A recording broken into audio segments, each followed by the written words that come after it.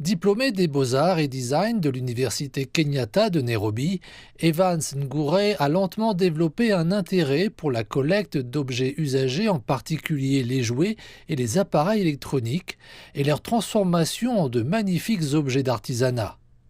Il récupère ces objets dans les décharges, chez les ferrailleurs et dans la rue, ainsi que sous forme de dons d'amis et d'autres collectionneurs.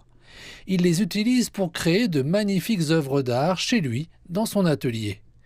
Ngure explique que sa motivation est de nettoyer les rues de Nairobi et en fin de compte de protéger l'environnement. Mon travail tourne autour de l'environnement. Je collecte des objets qui ont été jetés par le grand public qui ne les considère pas comme utiles. Mais je les vois d'une manière différente et j'essaie de les rassembler pour donner un sens à la forme des sculptures d'animaux et dans ce processus encourager les gens à gérer leurs déchets et à préférer l'existence de la nature avec des animaux.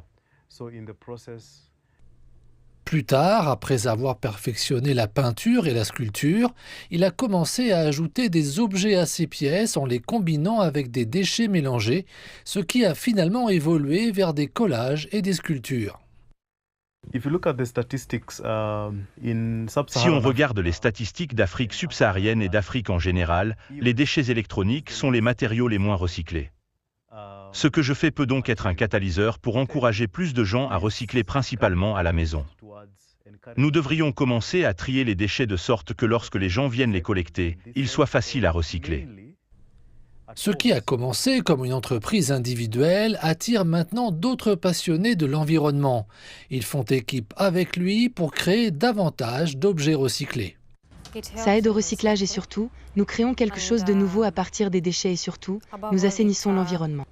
Ngure dit s'être lancé à fond dans l'aventure créative et ajoute qu'il espère explorer des voies plus écologiques pour atténuer l'impact de l'activité humaine sur l'environnement. Il lui faut au maximum 2 semaines pour créer une œuvre d'art.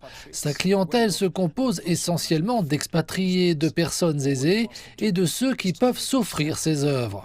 Il affirme que tout ce qu'il souhaite, c'est améliorer la société.